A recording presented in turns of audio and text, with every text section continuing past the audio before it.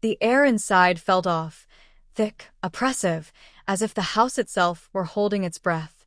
I stood in the kitchen, keys swinging from one hand, the other pressed to the counter as though it could keep me anchored to reality. The clock ticked with an accusing rhythm. It read 2:17 p.m. Sarah wasn't due back yet. Her car was absent from the driveway, but her red work heels were strewn by the door, one lying on its side as if abandoned in haste. A cold knot formed in my gut when a low murmur of voices drifted down from upstairs. I'd left the construction site early for once, dreaming of surprising her. Maybe making the basil and tomato pasta she always said tasted like our first date. But there was no basil in the air, no trace of her usual citrus perfume. Instead, something woody and foreign threaded through the rooms, a scent that made my skin crawl. My boots felt leaden as I went toward the staircase. Each stair complained under my weight. Each complaint seemed to broadcast my approach to whatever waited above.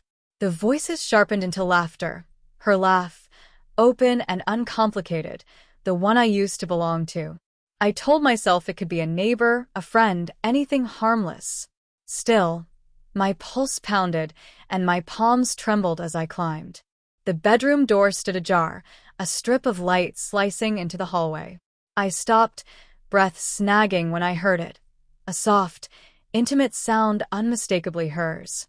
I pushed the door open slowly because part of me was bargaining with the fear. Maybe I'd misheard. Maybe I'd walked into a mistake. They didn't notice me at first.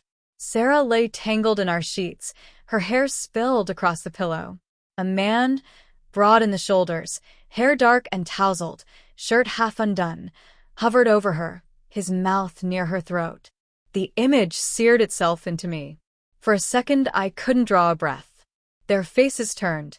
The man froze, then recoiled. Sarah's eyes darted to mine, panic and something sharper flickering there. "Matt," she stammered, clutching the sheet. The intruder scrambled for his shoes, stammering an apology. I barely registered him. My gaze fixed on her. The woman I'd loved for 8 years, the woman I'd vowed forever to in a church scented with lilies and candle wax. "Why?" escaped in a raw, broken sound. She opened her mouth, closed it, words slipping away. At last she whispered, "I didn't mean for you to find out." The man mumbled as he reached the door. I grabbed his arm hard enough to bruise. "Who are you?" I demanded, voice rough. Sarah lunged, the sheet trailing, begging me to stop. "This is Ryan. He's just a friend." I barked out a bitter laugh. "Friends don't." I couldn't finish. Ryan jerked free, face flushed with either shame or fear. "I didn't know she was married," he spluttered, hands raised like a plea. But his glance toward her carried its own story, one of hushed assurances and shared deceit. "Get out," I said, low and dangerous. He left without protest, the front door slamming behind him and leaving an echo that made the room feel vast and empty. Sarah was crying now. The sobs slid down her cheeks. "Matt, I'm so sorry," she gasped, reaching for me. I recoiled. Her touch burned like a brand. "It was a mistake," she insisted. "A mistake?" The word flayed me raw. "How long?" I asked. Her hesitation answered before she did. "A few months," she whispered, voice barely audible, then tried to say it didn't mean anything, that she loved me.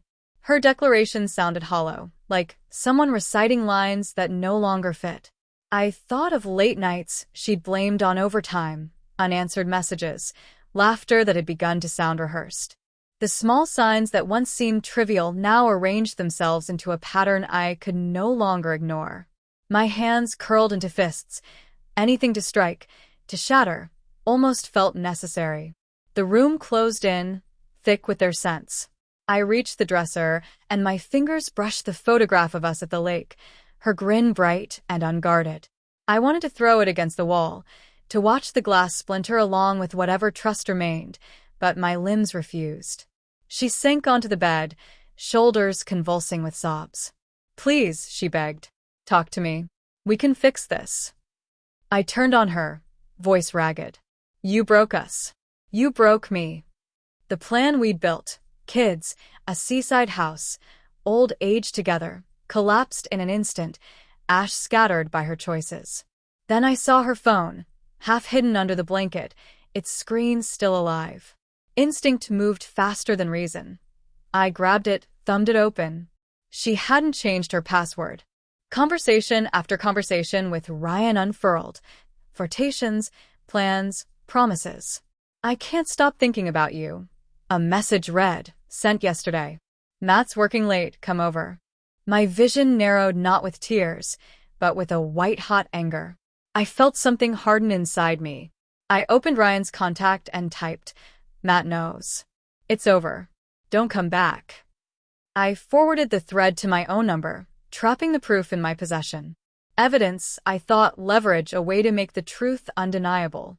What are you doing? She cried, lunging for the phone. I held it well out of reach, eyes fixed on her. You wanted him, I said slowly, each syllable deliberate. Now live with it. I left her there, muffled cries following me down the hall. I grabbed my jacket and the bottle of whiskey we'd been saving, the joke of a celebration that would never come, and stepped into the cold air.